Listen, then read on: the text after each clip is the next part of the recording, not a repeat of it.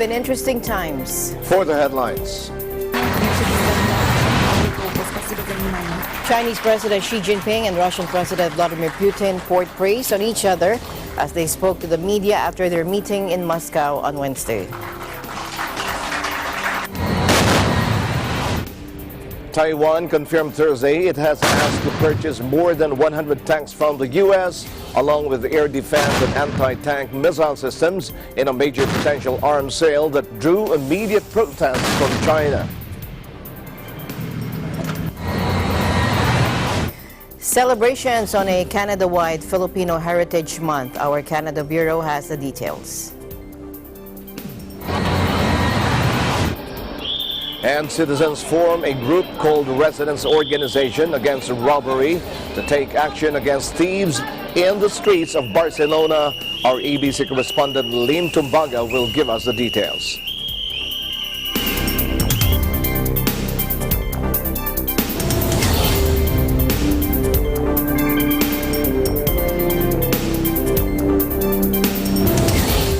I'm Alma Angeles, wherever you're watching from around the world. Thank you very much for joining us. We welcome our viewers here in the Philippines and around the world. Good evening, everyone. I'm Sam Cepeda. And now to the news.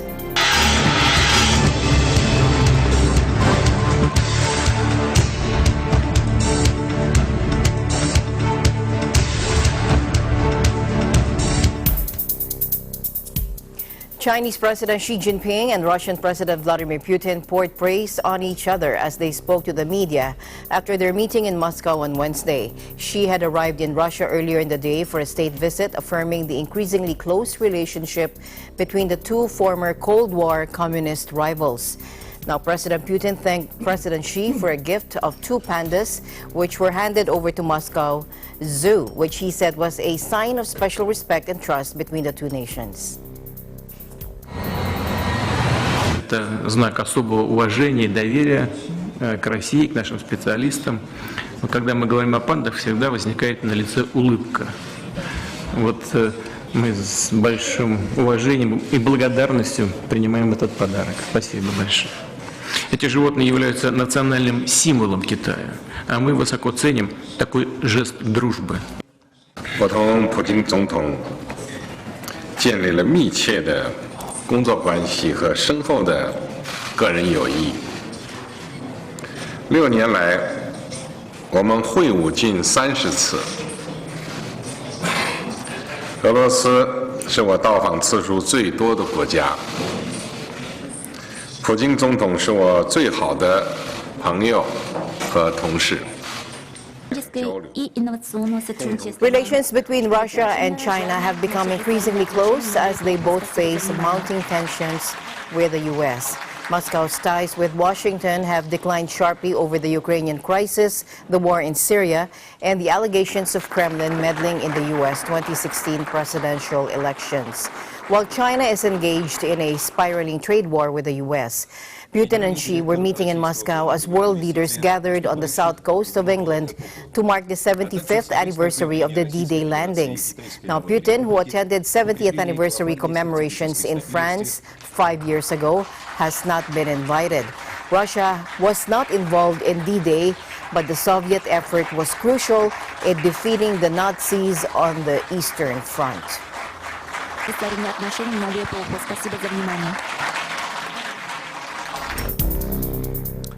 The acting commissioner of Australia's Federal Police defended its recent raids on 2 media organizations, calling the investigations an objective search for the truth.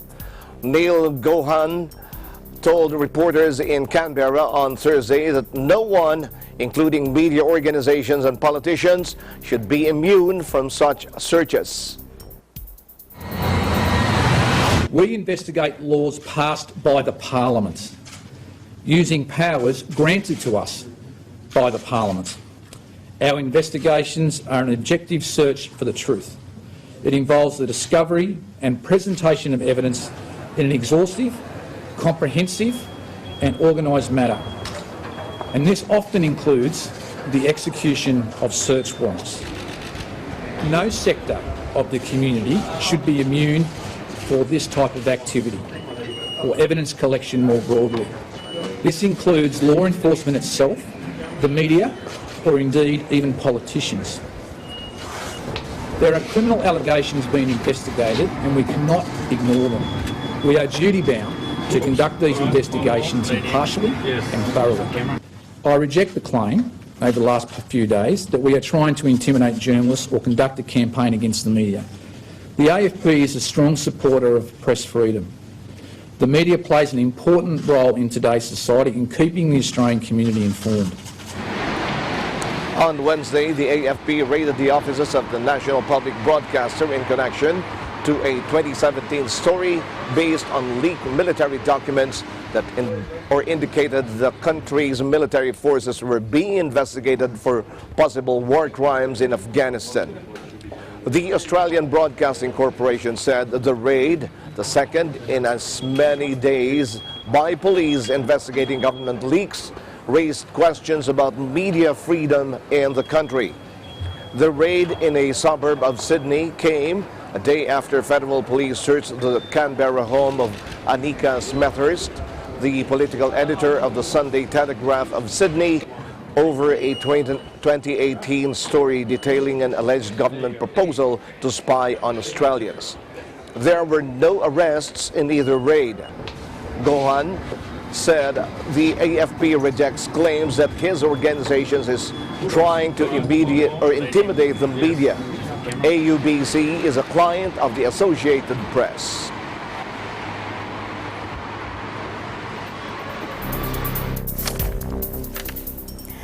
A New Zealand judge has ruled that media outlets can now show the face of the man accused of killing 51 people at 2 Christchurch mosques. Take a look.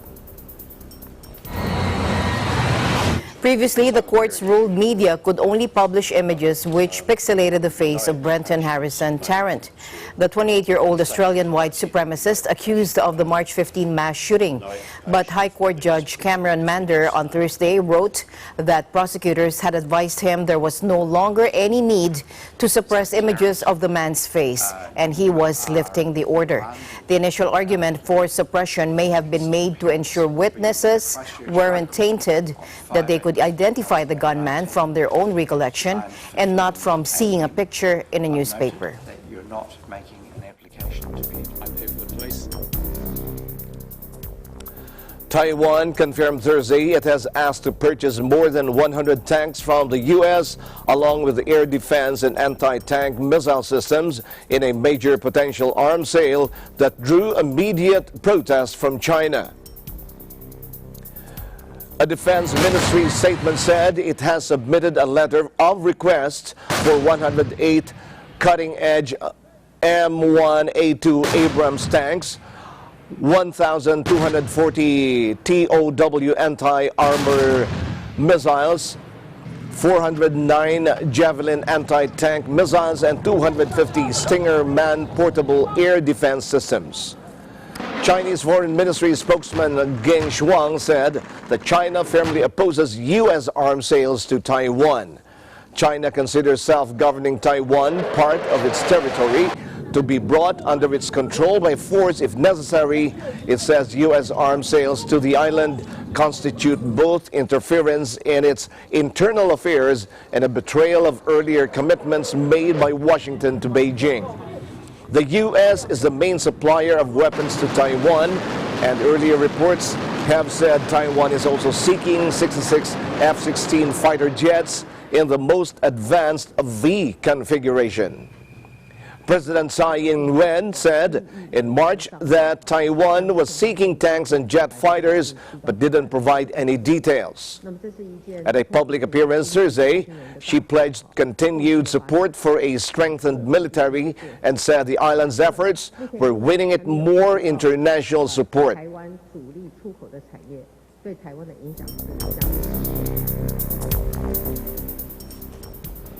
In other news, the President of France and Prime Minister of Britain said thank you to D-Day veterans and those who died in the landmark invasion exactly 75 years ago. Take a look.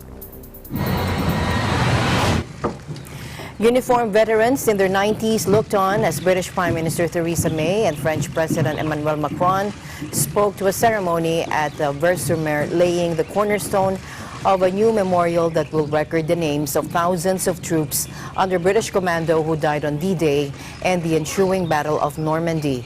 May said it is incredibly moving to be here today looking out across beaches where one of the greatest battles for freedom this world has ever known took place. And it's truly humbling to do so with the men who were there that day. After their speeches, Macron and May proceeded on to shake hands with those who served 75 years ago and laid a wreath by the memorial. The event was among several being held throughout Thursday, marking the 75th anniversary of the Allied invasion that helped turn the tide of World War II against the Nazis.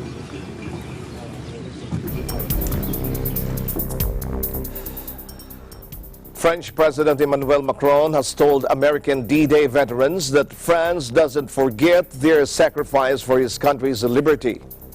Marking 75 years since the epical invasion of Normandy, Macron told a gathering of veterans and families of those fallen, listen to this. We know what we owe to you veterans, our freedom.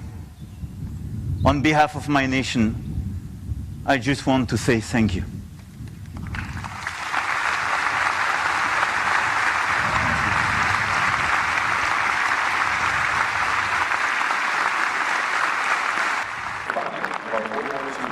U.S. President Donald Trump also spoke at the ceremony Thursday overlooking Omaha Beach. Addressing D-Day survivors who have traveled to France from the United States, Trump said, "You are among the very greatest Americans who will ever live." To more than 170 veterans of the Second World War who join us today, you are among the very greatest Americans who will ever live. You are the pride of our nation. You are the glory of our republic. And we thank you from the bottom of our hearts.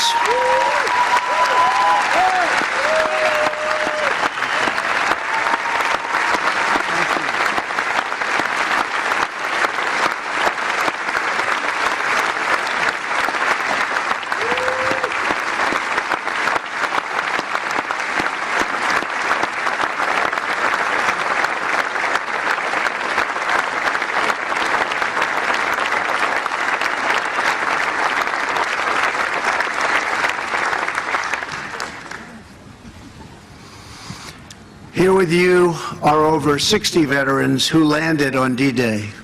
Our debt to you is everlasting. Today we express our undying gratitude. When you were young, these men enlisted their lives in a great crusade, one of the greatest of all times.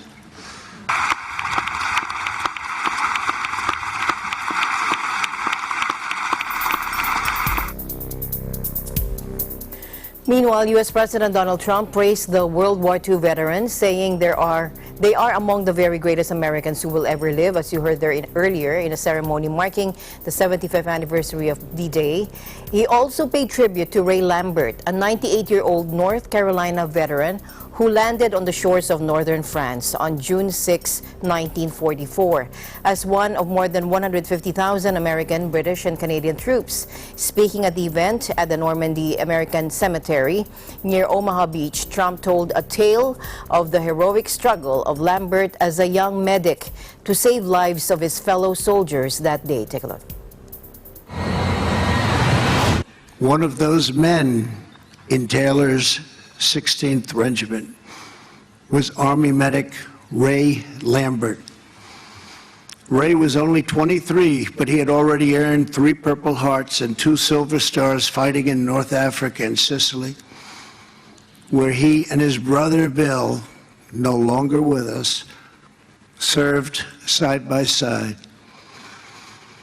In the early morning hours, the 2 brothers stood together on the deck of the USS Henrico before boarding 2 separate Higgins landing craft.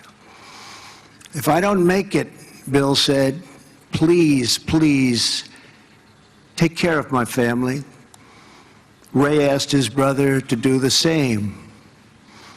Of the 31 men on Ray's landing craft, only Ray and 6 others made it to the beach. There were only a few of them left. They came to the sector right here below us. Easy Red, it was called. Again and again, Ray ran back into the water.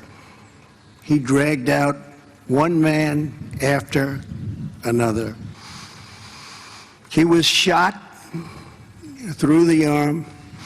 His leg was ripped open by shrapnel. His back was broken. He nearly drowned.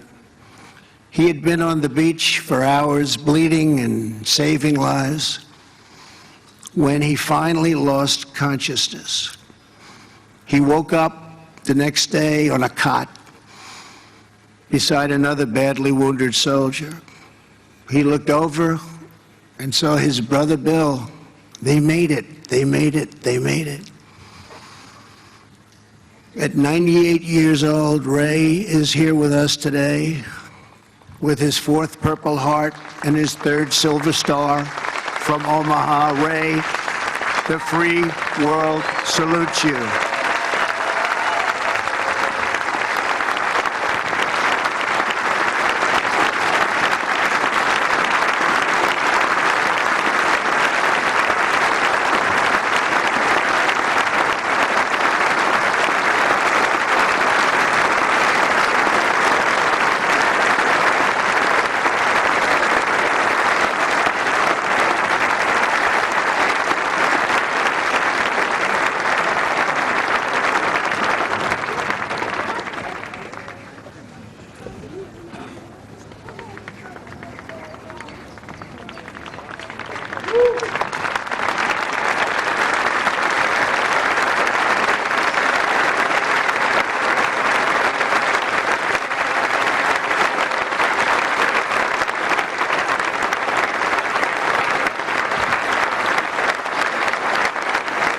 Thank you, Ray.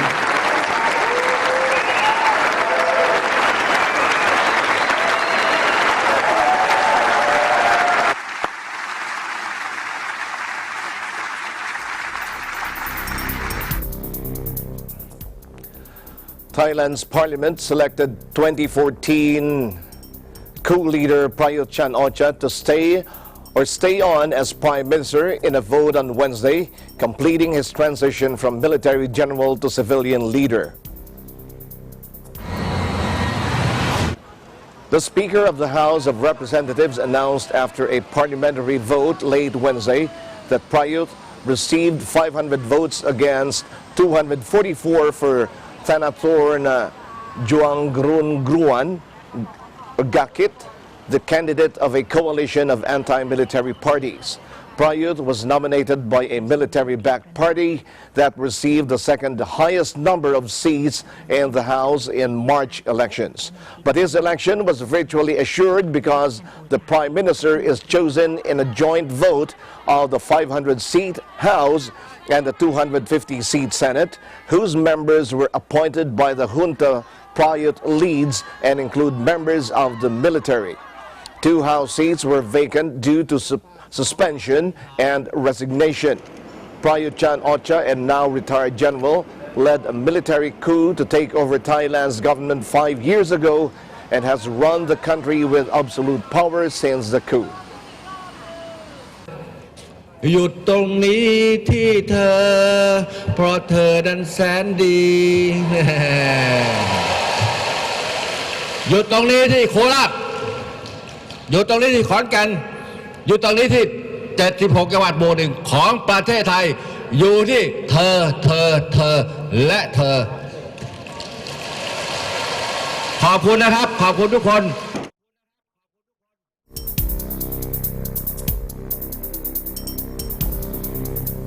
Now, Thailand's Prime Minister Prayut Chan-o-cha, who seized power in a military coup in 2014, has thanked the country's lawmakers for voting to have him continue in the job. The now retired general completed his transition to a civilian leader Wednesday when Parliament chose him as Prime Minister of the new government. As the leader of the junta and government for the past 5 years, Prayut scrapped the constitution and restricted civil liberties with limits on media, political gatherings, and public dissent. Now, what began as a strategy to suppress resistance to the coup evolved into a means to weaken opponents before much delayed elections. Finally held in March, the voting was conducted under campaign and vote counting rules, weighted to Prayut's advantage, including allowing him to become prime minister without directly running for political office. Thailand's former top military officer was unused to being questioned and frequently threw tantrums when pressed by the media as prime minister. He once threatened reporters with execution in a moment that displayed his quixotic sense of humor rather than real intent. I think he now will be in a very different patch. He is a kind of a strong man's mold, but now he has to be more accountable, more scrutinized. So we can expect him to lose some temper. We can expect him to be frustrated. But the big question is whether the coalition government will hold. Well, with such a slim majority, I think they will have a very hard time. The pro-government coalitions, they are not as solid and cohesive as the opposition bloc.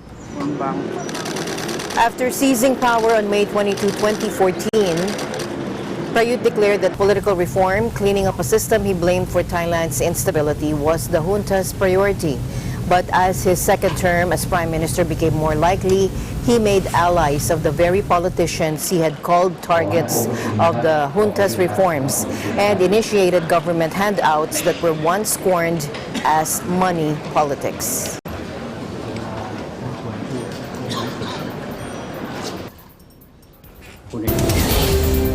Eagle News International will be right back.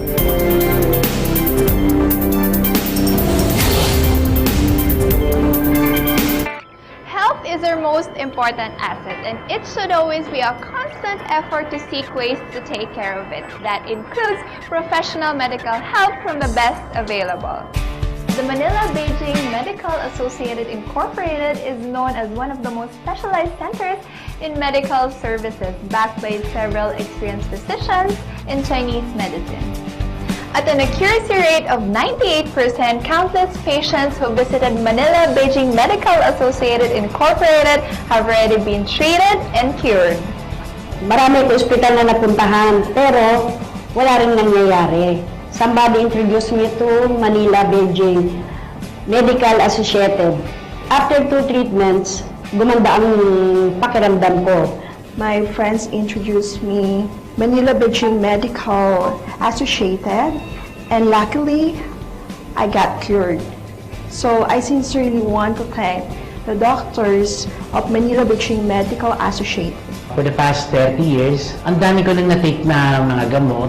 Nothing happened to me. So until one my friend introduced me to Manila-Beijing Medical Associated, you know what? All my illness was cured. For any health problems or incurable diseases, you can visit Manila-Beijing Medical Associated Incorporated, located at 843B Sabino Padilla Street, Binondo, Manila.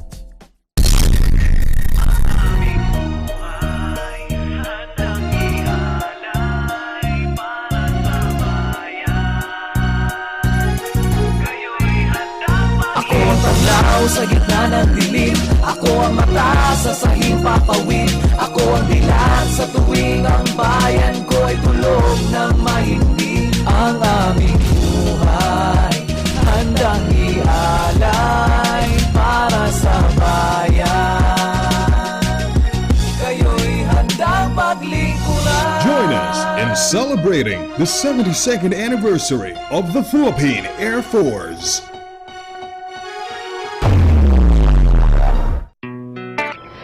Is our most important asset, and it should always be a constant effort to seek ways to take care of it. That includes professional medical help from the best available. The Manila-Beijing Medical Associated Incorporated is known as one of the most specialized centers in medical services, backed by several experienced physicians in Chinese medicine. At an accuracy rate of 98%, countless patients who visited Manila Beijing Medical Associated Incorporated have already been treated and cured. Marami ko ospital na napuntahan, pero wala rin nangyayari. Somebody introduced me to Manila Beijing Medical Associated. After 2 treatments, gumanda ang pakiramdam ko. My friends introduced me Manila Beijing Medical Associated, and luckily, I got cured. So I sincerely want to thank the doctors of Manila Beijing Medical Associated. For the past 30 years, ang dami ko nang na-take na mga gamot. Nothing happened to me. So until one my friend introduced me to Manila Beijing Medical Associated, you know what? All my illness was cured. For any health problems or incurable diseases, you can visit Manila Beijing Medical Associated Incorporated, located at 843B Sabino Padilla Street, Binondo, Manila.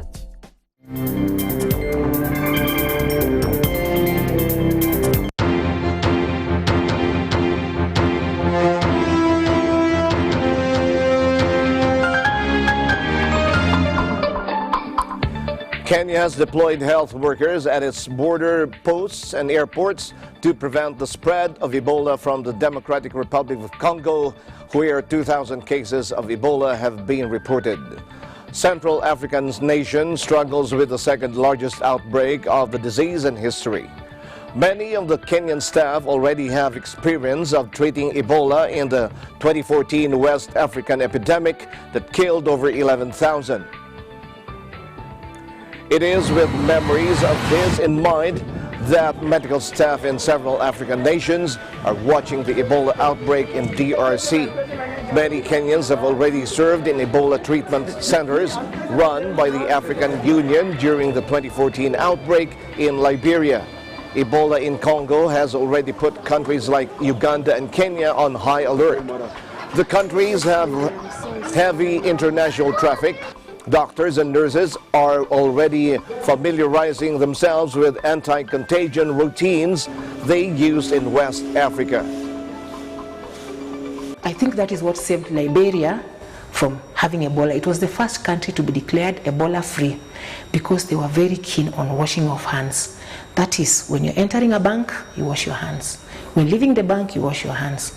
When entering a school, all the kids were washing hands. Each homestead had provisions for washing hands. Osonga remembers some of the families who lost so many loved ones. So the father used to come and say, I have lost my mother, I've lost my father, I've lost one child, I'm remaining with one child, and I'm seeing like I'm losing my wife and this other child. And it was so sad because within a week, we had lost both the mother and the child. All entry points to the country are under surveillance, according to tropical disease specialist Samuel Njenga. At the borders and at the airports, we have port health officials. Most of them are clinicians and public health officers. And they are able to continuously monitor the body temperatures of travelers, supported by the immigration officers who peruse the travel documents of the travelers and are able to establish where the travelers have originated from. At the Jomo Kenyatta International Airport, thermal guns have been installed to monitor the body temperature of travelers and detect the symptoms such as high fever, general body weakness, diarrhea, vomiting, and abdominal pain. The Kenyan government is hoping that collectively these measures will ensure staff are equipped to promptly collect, analyze, and interpret disease information they get containing any infections that occur. 170 health workers who've had experience in containing Ebola in Sierra Leone and Liberia are now being deployed at the border posts. Each country has its own specific cultures, and Alma remembers in Liberia some customs made attacking the or tackling the rapidly spreading virus more difficult? In Liberia, when somebody dies, it is believed that family members should wash the body of the deceased before they are buried. So that is why there was a very rampant spread of Ebola, and that is why family members died, so many of them, by washing the body. As you know, Ebola is contact spread. When you touch somebody who has had Ebola, you definitely get the virus. So it was very difficult to break that culture. But through the help of the community leaders and the chiefs, we were able. Because definitely, finally, they accepted that the healthcare workers could bury the Ebola-infected dead people. According to the WHO, 108 healthcare workers in DRC are affected by the Ebola virus.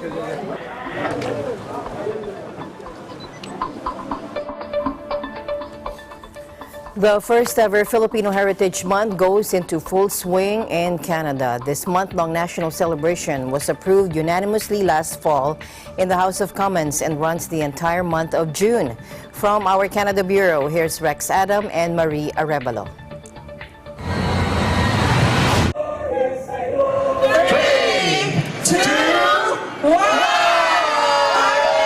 The month of June is historically important to all Filipinos all over the world because it was on June 12, 1898 when Filipinos declared independence from Spain. It is indeed a good day to celebrate democracy, freedom, and culture for Filipino Canadians all across the country, especially today in Ontario, Canada. Gathered here in Albert Campbell Square, City of Scarborough, part of Greater Toronto Area, Filipinos and Canadians of Filipino ancestry celebrate the first Filipino Heritage Month in Canada. On March 15, 2019, the government officially announced today's inaugural event in celebration of Parliament's unanimous passage of Bill 185 of 2017, an act designating June of every year starting 2019 as Filipino Heritage Month throughout Canada. Salma Zahid, Member of Parliament for Scarborough Centre, expanded the bill from the local to the national level through her Motion 155 that passed the House of Commons on October 30th, 2018. It has been long overdue to recognize the contributions of all the Canadians of Filipino heritage. They, in all walks of life, they are contributing to the great, rich cultural diversity of Canada we have all called home, whether it is doctors, nurses, caregivers, business people, entrepreneurs, teachers, politicians. Filipino community has always been there, and it is a great honor for me to sponsor Motion 155, which was passed unanimously in the House of Commons on October 30th, and it was a great day to stand up to recognize Philippine Heritage Month from coast to coast to coast. The significant milestone recognizes the extraordinary contributions to the conservation and promotion of Filipino heritage. As Filipinos or Canadians of Filipino ancestry, they all feel proud that their community is being recognized in the high levels of government due to their distinct contributions in making Canada the great multicultural country. Today, the Ontario province is home to approximately 340,000 Filipino Canadians, making this province the biggest Filipino community in Canada. It's not only about being here to celebrate the culture, the heritage, the food, the music. It's about entrepreneurialism. It's about the belief that Filipinos can come to Canada, can build a better life, to do what many other immigrants have done. And this is a country that is built on immigration. My family came here from Italy after the Second World War, and that legacy carries on now. We see Filipinos coming in record numbers. The largest diaspora community right now in Canada is the Filipino community. Part of the celebration is the recognition of individuals, groups, and organizations that contributed to the progress and diversity of the Canadian landscape and its culture. One of the recipients is the Iglesia ni Cristo Church of Christ, through its FYM Foundation Incorporation. Today, on the celebration of the first National Filipino Heritage Month, on behalf of the Filipino Canadians, we take great pride in your significant and huge contribution to the welfare of people you have reached out to and helped. Mabuhay! Salamat po! The group receives an exemplary recognition for its meritorious contributions to their aid to humanity projects in Canada. Over the years, their humanitarian efforts have set its sights in a global campaign against poverty. They have conducted outreach programs helping the needy in the communities, regardless of age, gender, nationality, religious, and political affiliation. The Church of Christ, with the Felix Y. Manalo Foundation, will continue to do good to those who are in need. And it's not just here in Canada, although we may have cited examples earlier, but the aid for humanity, or when we give aid to our fellow men who are in need, it is done throughout the world. Aside from the Filipino community, the celebration has also been attended by dignitaries, government officials from all levels and agencies, diplomatic corps, sponsors, counselors, volunteers, and community leaders. We treasure this because it's the first. It's historical, and I'm so happy you guys are here. You are part of our history. One of the highlights of today's program is the presentation of Philippine cultural heritage, showcasing the vibrant Filipino local talents as they perform musical variety shows. The presence of famous Jollibee, the Filipino multinational fast food chain brand, takes a spot in entertaining the audience. The activities include Filipino game show, band festivals, and a live concert performance featuring Philippine music icon Florante, complement the euphoria of this historical occasion. I am very, very proud as a Filipino Canadian because I was born and raised in Canada, and for me celebrations like these are very close to my heart because growing up I was always listening and singing Tagalog songs, and because of that natuto kong mag-Tagalog, and now I can be proud of that. It's truly a memorable way of celebrating and honoring individuals, groups, and organizations for their efforts and success in making Filipinos visible in this country. It is evident that the Filipino community have contributed to all aspects of Ontario's prosperity and diverse heritage for generations. For Ego News Service, reporting from Toronto, this is Maria Revelo and Rex Adam, your Canada Bureau.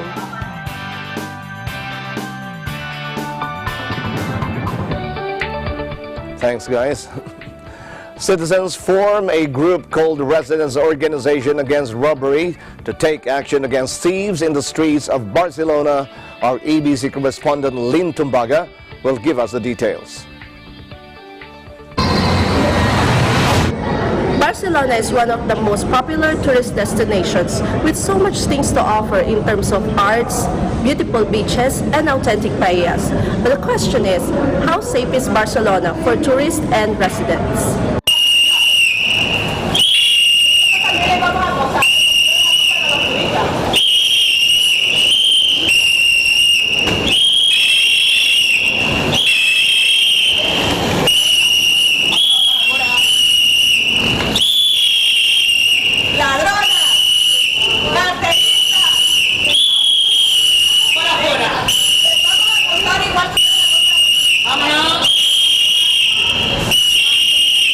The cases of robbery and pickpocketing, especially in public transportation, led to the formation of the Residents Organization Against Robbery, or ROR.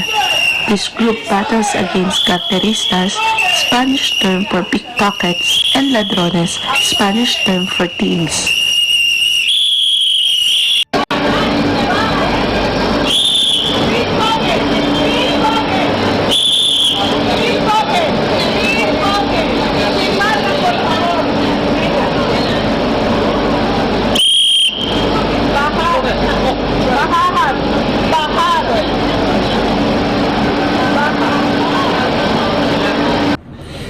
The group was really because we started it a few years ago, 4 years ago, and it was just for the residents in our building because we used to live in the Barrio Gótico, which was quite famous for crime. So really we wanted to help just our building. So it was our immediate neighbours to let them know, okay, today there's some robbers walking around, or be careful of this, make sure that you always lock your windows when you go out, lock your house and this.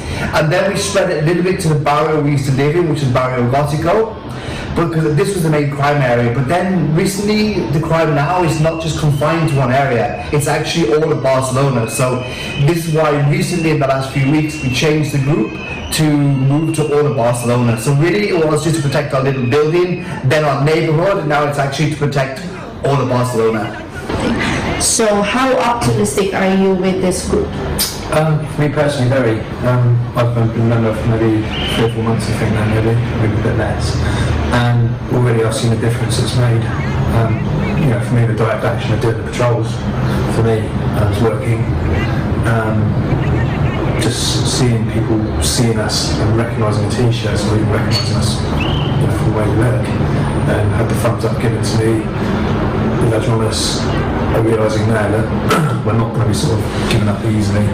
Things are happening, and Roger's sort of said before that being recognised, people posting on the Facebook group, I've seen this before and I've done anything, but I have now. Things like that. I think people are empowered now. People, before they thought that they had to just accept being a victim and be very passive when they see a crime. I think now, thanks to the patrols that everyone's doing, that now people think, well, actually, now I can do something. I should say, hey, you're stealing. I've seen you. So now people are. I think people are more empowered now. No one's that afraid, and and obviously in numbers, we're a lot more numbers than the thieves. So of course, we should be the ones that feel empowered and able to stop it. Are you affiliated with other groups or other organizations? No.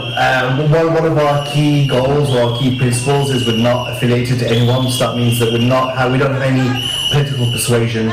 We're not associated to any political party. We will cooperate with the authorities like the police, but we're not working with them, and the safety and security people on the metro as well. So we're very independent. We simply are what we say. We're Barcelona residents against robbery, and as you can see today, we all come from different nationalities, different backgrounds, and what we're doing, we're uniting together as residents to fight against robbery in Barcelona. So what are the other impressions of people on your group? What are the things that policemen says about you? Anything that people says about the group? We don't have any official comments from the police. Obviously, they're aware of what we're doing. They know, they can see our faces in the media almost every day. Some of the local media have contacted the police to get a response. All they have said is we're aware of this group, but we won't make any official comments. But I think from the police, as long as we act within the law and we take reasonable measures to protect ourselves, then I think they're more than happy with that. Any messages for those who wants to join the group, or any messages to your followers? Well, the first thing is that we invite everyone to become part of the group. You don't have to go patrolling if you don't want to, of course, but every little help counts. And the main thing is to empower the people that live in the city to feel empowered. We can do something, we can change the situation. We live, I believe, in the most beautiful city in the world, and we need to protect it, we need to defend it. We can't keep on putting up with the situation as it is now. We want all tourists to come to Barcelona and get to know this beautiful city, and of course bring money and spend it here, and get some tapas and have fun, but don't come here and get easily wrong, because that's gonna change your experience. You're gonna hate the city, you're gonna hate the memory of it, and you're gonna go back telling everyone the horrible things that happen here in Barcelona. So we don't want to be in Barcelona, and we don't want to give it a bad name. All the contrary, we love the city, we want to share with the whole world, but we want to make it safer. So to everybody out there, please join the group, aim to help. Get involved. I mean, we need a lot just to keep the group going. We need a team of moderators, of 10 moderators just for the Facebook page. We need people to help with our Twitter account, with social media, with marketing, with helping make an association, with fundraising. So we're almost like a company. We have so many open positions now where people can get on board and help. So I would definitely encourage you to join the website, have a look in the announcement section where you can see recruitment. You fill out a very simple form, and we'll get back to you and try to get you help as soon as we can. One member of this group is a Filipino who chose not to show her face on camera. she was being robbed twice in the train. She encourages other Filipinos to join the group to help prevent pickpocketing and robbery. She shared her story with us. May experience ka ba nang nakawan ka dito sa Barcelona? 2 beses na po. Yung una, nung nag-tour ako dito, 4 na grupong babae yung nagbukas ng bag ko sa escalator sa Provincia. And pangalawa, isang lalaki naman sa loob mismo ng train station. Nung wala akong nagawa, takot kasi ako. Pero nung nag-join ako sa group na yan, makikita mo yung mga comment na sinigawan nila, nangyari sa train station, na nakawan, may tinigilan silang magnanakaw, hanggang sa lumakas din ang loob ko na gawin yun, na subukan kong sigawan din yung magnanakaw sa train station. Nagawa ko nga rin. So, bakit ka sumali sa grupo na? Dahil na po nung una, na nakawan ako, wala, parang mag-isa ka lang dito, wala kang pamilya, wala pa akong kaibigan nung time na yun, nag-uumpisa pa lang ako. Nung gusto kong tigilan kasi parang hindi na safe, hindi mo mailagay yung bag mo kahit sa harap. Kasi nandun naman sila sa bulsa ng coat mo, nakadukot. Hindi, parang gusto kong tigilan, nakita ko yung grupo nila na talaga sila. Yung parang interesado talaga silang baguhin lahat-lahat at tanggalin yung mga magnanakaw. Tapos nag-message ako na gusto kong sumali, gusto kong mag-join ng patrol, gusto kong sa kanila, mag-join ng patrol. Hanggang yung 6 kami yung gumawa ng patrol na yun, 2 lang kami yung babae. So, bilang Filipino, anong masasabi mo sa mga kapwa Pilipino natin na gustong tumulong sa grupo natin? Huwag po silang matakot kasi sa totoo lang, meron naman mga security nandiyan naman sa metro station. Tumutulong naman sila sa amin, paalisin yung magnanakaw. Secure naman kami kasi kahit yung sasawayin niya yung mga magnanakaw, yung mga tao nagpapalakpakan, pag dumaan kami sa metro, payakap, ganun payakap, picture. Huwag po sila matakot kasi may mga suporta naman ng mga tao. Wherever we go, we must remember that awareness and self-empowerment are the keys to prevent robbery